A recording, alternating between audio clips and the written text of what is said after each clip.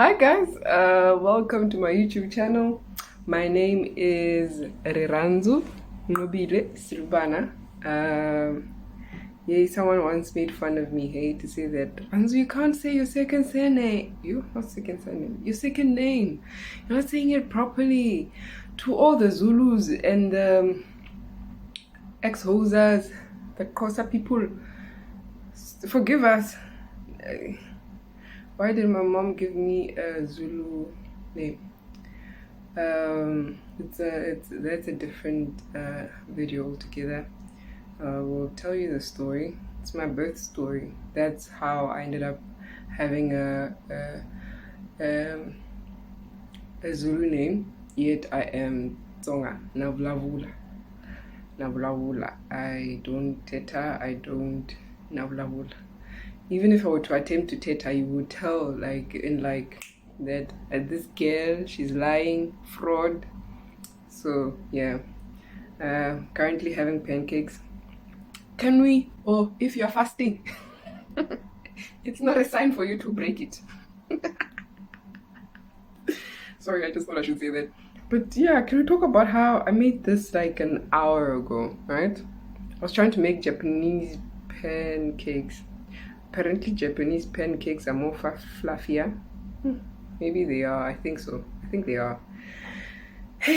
Yeah, we like things.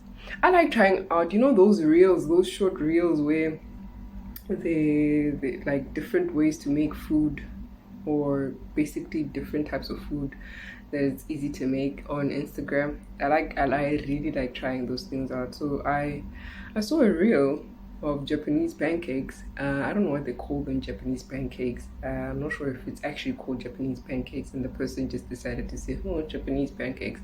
But how they make it is different. You know how with pancakes, as long as you have eggs, you have a margarine, flour, baking powder, or self-raising flour, depending on which flour you use.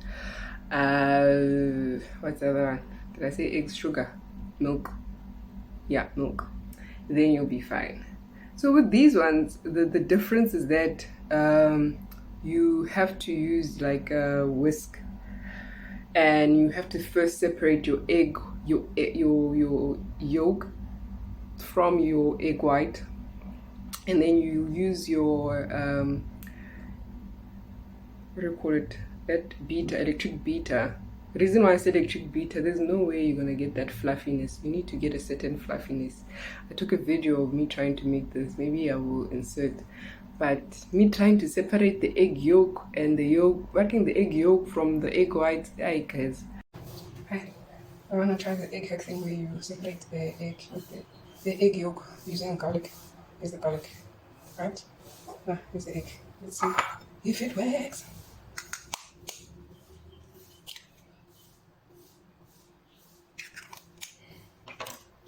I'm trying to make Japanese pancakes. They're very fluffy. Well, they look fluffy on Instagram. So let's see if it works. I'm rubbing my fingers with the garlic. No, God, it doesn't work. Oh, Jesus. Oh, I got the egg. No, it doesn't work.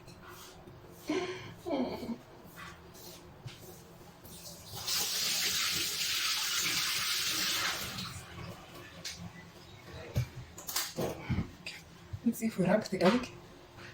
Yeah. This is not going to do justice. Yeah.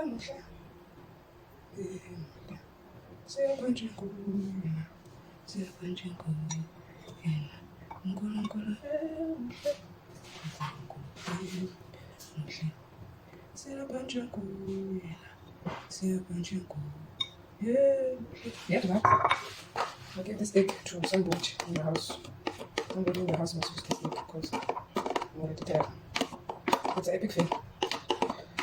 It's a fail. What an adventure. It was my first attempt, but yeah, whatever. So yeah, this is what I'm eating. What I was trying to say basically is the fact that I will get to the story. Just bear with me. I told you if you like me ranting or talking, just comment down below. Say it's fine, Ranzu. We still like your mini stories before the main stories, I was trying to say that, like, it's like the first hour of you having made pancakes, like they're still fresh and, like, ooh, cakey. But after 2 3 hours, once they get very dry or dry, then yo, nkariki magunya. Am I lying?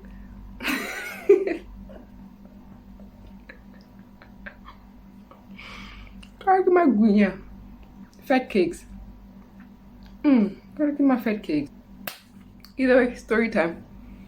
So, yes, the title of today's story is true.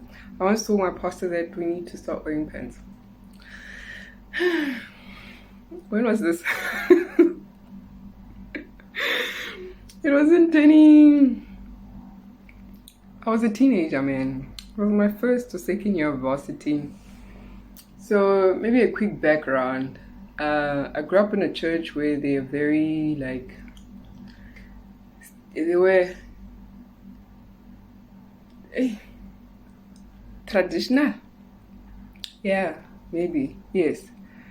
Because there were a lot of older people that believed in, you must you must cover your head, a duku, you can't go to church like this. You must wear a long skirt, the skirt below your knees. Yes.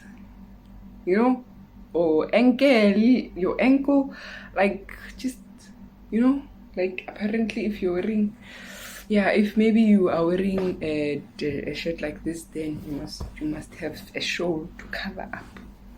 You must cover. And all of that. That was my the church that I grew up in way back, like when I was still like a little baby. And as time went by, things started slowly like decreasing. I'm struggling between looking at the camera and my screen, like, I don't know which one. Forgive me. But basically, yeah, it was that type of church. And so as I was saying, as we grew up, well, my sisters, my sister and my brother, they grew up very, hey, you must cover your head or cover your what. I don't know what covering this has to do with being saved. But back in the day, it was a thing, and most of us would know, right? And so things started slightly getting better, where I remember this one time, I was still in Sunday school, and the pastor, she had went for like a holiday in Cape Town. She had went for a holiday in Cape Town, and then I remember her that particular Sunday. I don't remember the sermon, but I remember her on that particular Sunday in front of the whole church. I'm not sure if it was mid-sermon or during the sermon or towards the end of the sermon. She made a speech and decided to take off her duke, like in front of the whole church, and people were cheering. I think I was one of the people who were cheering because I was like, why are you suffering? It's hot.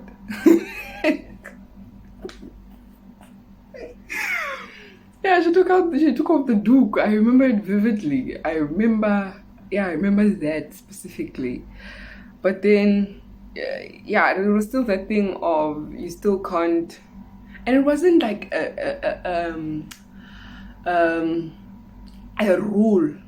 I think maybe me growing up, I had never seen anybody in front of the whole church saying, okay guys, the church rule, don't wear pants, wear duke, cover your head. I think these were teachings that were given to women. And so the women in the church would basically pass it down to their children, and so on and so forth. So time went by, I didn't grow up being told to cover my head. No. Obviously the whole shoulder thing, it was a thing, I'm not sure now how it's set up, but yeah, I knew that okay, in Kari, I can't go to church like this, even though it's hot outside, even though we find that maybe most of us are sweating in the church, but you're forced to like cover, you know? And so, yeah, I was abiding by those things to some extent, although it wasn't necessarily fully told. My mom would like obviously be like, and then what are you wearing? Okay, do something, cover this or do that. We would have fights sometimes daily about how I dress when I go to church. One of the fights would be the fact that I wouldn't want to wear heels. And the reason why I didn't want to wear heels is because I was like the tallest girl already without heels at church. And so now when I'm wearing heels, nkare I'm an Apollo.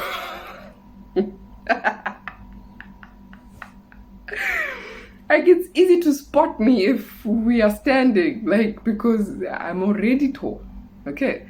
So I didn't want to wear heels because of that, and because being tall wasn't like a oh she's tall. It was always a oh yo yeah so tall, and I guess maybe that played in my psyche to such a point where I was just like okay maybe I must shrink myself. And I think that's as a result.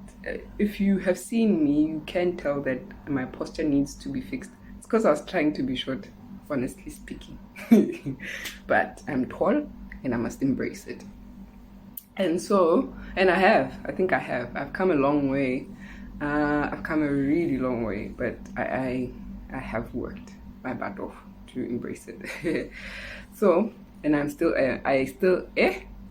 English, but I am still embracing it. Yes, that's what I'm trying to say. So, there was a point in time where I was tired, man. I was tired of wearing skirts because when you wear for a girl like me, I can't wear a skirt without wearing tights. And so now you're wearing a tight, you're wearing a skirt, and it's hot. Yo, it's hot. And now you're sweating, you're busy dancing there on stage. Oh my goodness. There were times, really. Hence, I enjoyed the youth services, because I think in my sister's age or the days, my sister is like way older, like more than 10 years older than me, right? So back then, Kari, in their youth services, they were not allowed to even wear pants and things like that. But with us, it was different. We were allowed to wear pants and stuff like that. So I would enjoy the youth services because at the youth services, you are free. You know, you can even rock up with this. Okay, not at that time. Currently, maybe.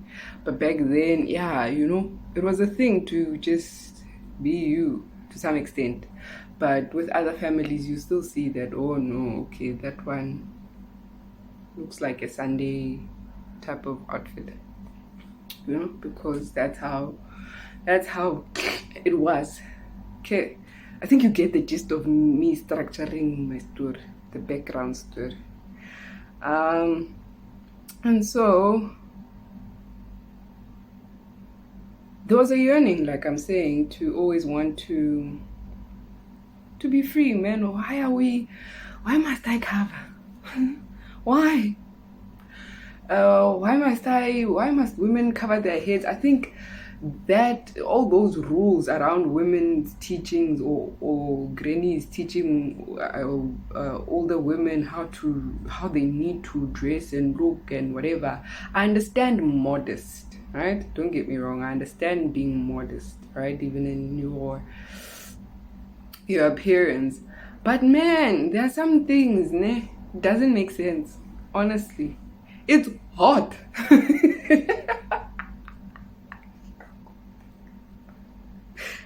It's hot.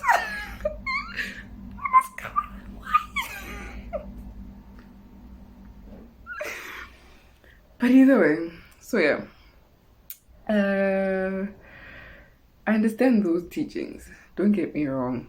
They have their place. I understand being dressed in a certain kind of way when you go to certain places. That I understand, because how you dress is also how people perceive you. Don't get me wrong, please. It's how people perceive you and things like that. But then for me, it was like, but guys, we're a church. doesn't God love us? You know, I remember back in those days, I was listening to songs like "Come as you are, come as you are. The Lord is waiting for you." So in my mind, and those songs would nane, the reason why I'm a Christian, it's not because someone preached to me, and I didn't grow in my faith mainly because, or I didn't chase after God because someone kept preaching. No, it's because of music. uh, Basically everything around the arts, but in a Christian context, that's what has kept me in the faith. True story. That will be another thingy, a video altogether. But yeah, there were such songs that I would be listening to. And because of those kind of songs, for me, it was like, it means that I must come as I am. Like, come as I am. I don't have to look a certain way. Nkare, I'm being perfect for God or whatever. It wasn't a thing of yeah, it was come as you are, man. It resonated with me. So this thing of having to look like you are as a Christmas tree, washe. Now you must be covered and be dressed in all everything.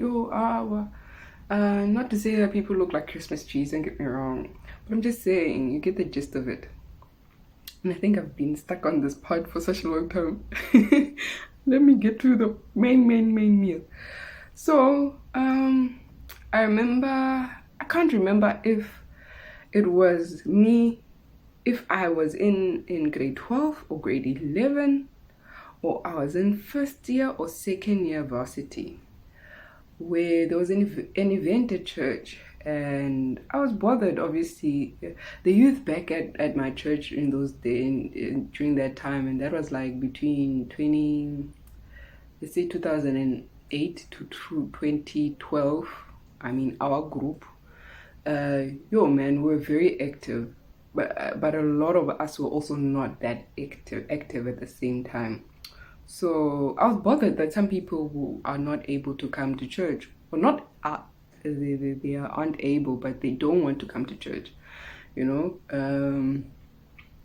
there are other people who stayed like not so far from the main community, like Dwarsloop. There's another community nyana called Sasilan. I know that there were people who liked or enjoyed our church, and it's not like it was far from their place.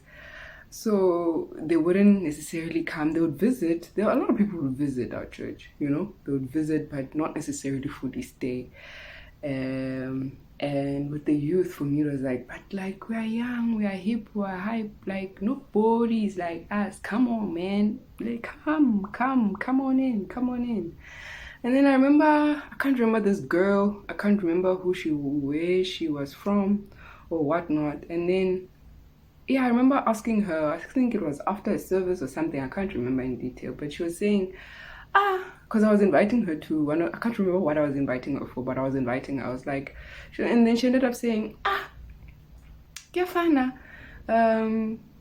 like, you guys, have you seen how you dress? Yeah, I think that was her actual honest truth. Have you seen how you dress? Yeah.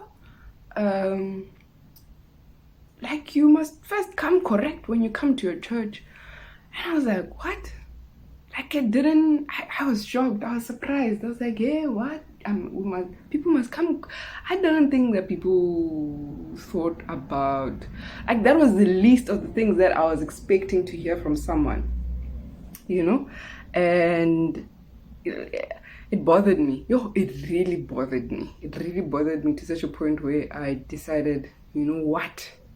I'm gonna tell Mamfundis, or suggested to the pastor to say, no guys, let's start wearing pants. And the reason why I was saying let's start wearing pants, it was because of such, because it wasn't I think it was now like the I'm not sure if it was one of the first comments that I started hearing about us, our church, and then I know I also heard other comments from other people where it's like, yo, in your church, yo, you know, it's like from the grannies to the women to the children, you must come correct, especially as a woman, you know, on my heels and, you know, just look nice, look appropriate. And I didn't know that was hindering some people from, to some extent, experiencing God. And yeah, this one service, I was really bothered. After the service, I think it was a Sunday. I went to the pastor. I think I asked for the youth leader at the time, and I took her with me to the pastor's wife. And I was like, guys, nah. I can't remember how I even put it, but basically I said to them, we need to. I think I can't remember how I said it to them, but basically what I said is that we need to start wearing pants here in church. And I can't remember if and immediately when I said that, you know, when people look at you like, hey,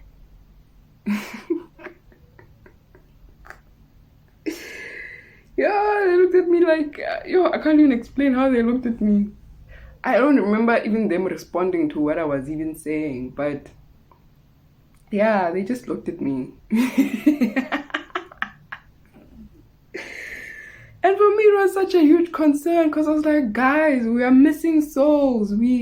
People are not able to freely come to the Lord because of stupid outfits that really don't matter. You know, so if we downgraded, so this is my logic at the time. It was more of like if we, not downgraded is that's the wrong word. If we were to accommodate each and every person so that they can come as they are, because I'd be the first person to wear pants. Okay, in fact, I think I would wear pants every blessed Sunday. I would wear pants and sneakers and a t-shirt every blessed Sunday. And it was during those times where I think one gospel had already started already, and you see people there singing, oh, your Jesus culture. That lady, she was dressed like she's a ballerina in one of the songs. In the other songs, she's just wearing a t-shirt, sneakers, and she's singing for the Lord.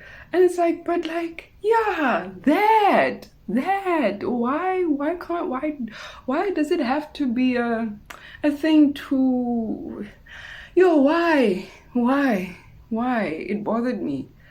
And so, yeah, that's the reason why I told my pastor that we need to start wearing pants. And I think it's actually an honest, it's a genuine question, man, for especially churches in back at home.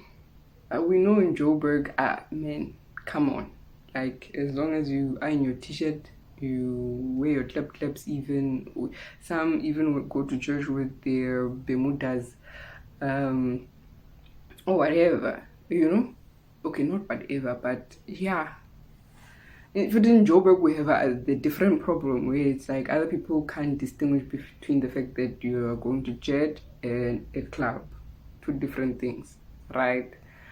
But with some, it could be because maybe they don't have clothes, and if we are not mindful or discerning or caring enough, you'll never know one story. But I think this is like a question for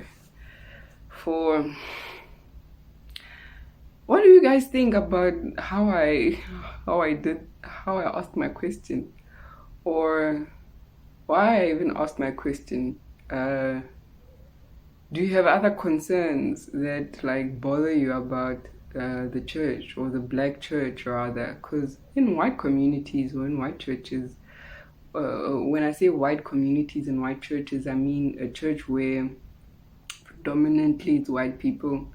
Bruh, like, they're so chill, bruh. It's not like us in our community where, when you go to an event, you must think 300 billion times. The first question is, what am I gonna wear? You know, it's not even or maybe I need to pray, or I need to intercede, or I need to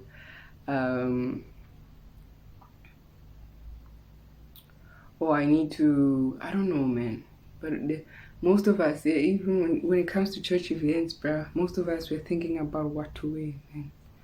It's always about what to wear. I know there's a joke on social media about how, um, I'm scared that I might not it wasn't a haha joke, but it is.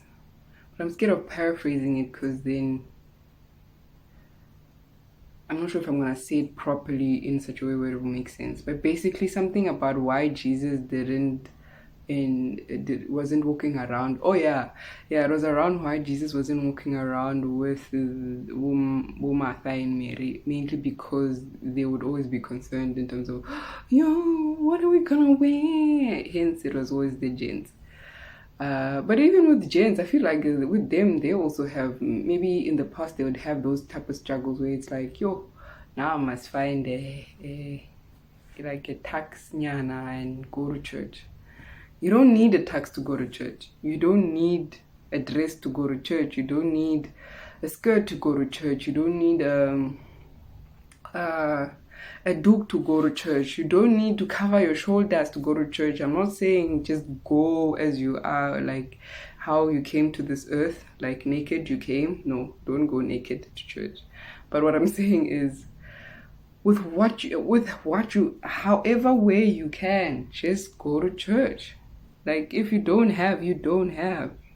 But let not clothes hinder you from going to church. Let not clothes hinder you from encountering God. Let not clothes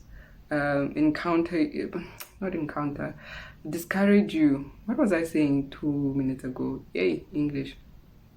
What I'm saying, don't allow you not having a certain outfit hinder you from hearing from God.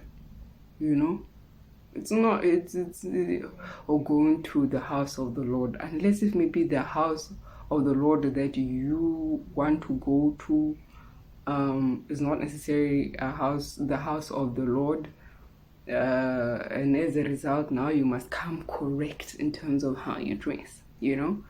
But the truth is, as much as it's a black culture to dress up for church, guys, we're not even benefiting spiritually by you dressing up for church. How are we benefiting? How is it adding to your salvation? How is it adding to your prayer life? How is it adding to your reading time? How is it adding to your relationship with God? I mean, when you come back home and you're praying, some of you are praying with your pajamas. You have a pajama on. It's not like you dress up to pray to God.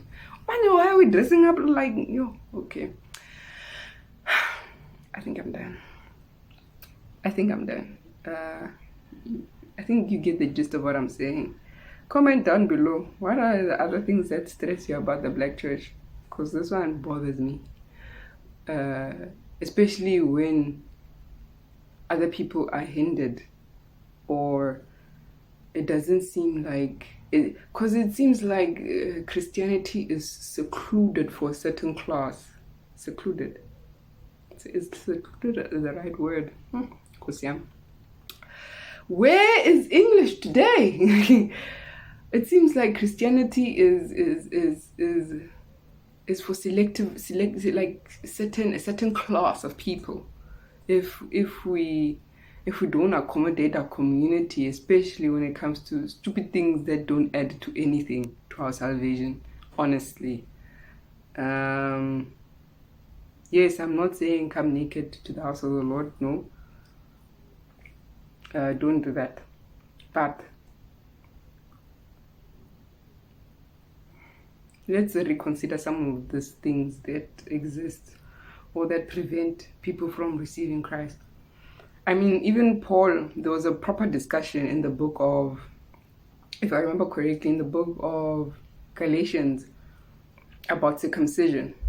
Hey, others were saying, hey, you must be circumcised in order to be saved. Some were saying other things, and now there was a separation just because of circumcision. And you know what the word of God says? The true circumcision is the one here in your heart.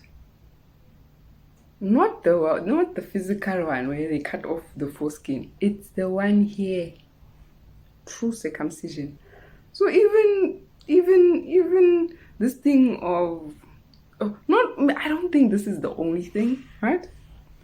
I think that there are other things, and we are not talking about it. Maybe there are other things that I'm not aware of that add nothing. Paul had to address that whole circumcision thing, and he addressed it very well. Hence, he said it's the true circumcision is here in the heart. Go and read the book of Galatians. I hope I'm referring to the right book. So let's not have stupid rules or unwritten rules that hinder people from being saved. Imagine someone saying, fuck off. Nah, I don't want a knife on my body. Therefore, I will not be saved. Yeah. So imagine someone probably saying, fuck off. I need to dress like that just so I can know Jesus or see Jesus or experience Jesus. Never. You know, is that correct, guys? Can we check ourselves? I think, yeah, now I'm done talking. Love loves you. Love loves you.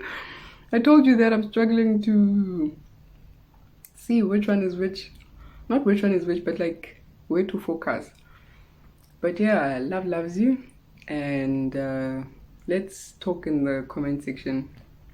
And like, share, tell me your thoughts. And subscribe. I love you. Love loves you. And have a great day.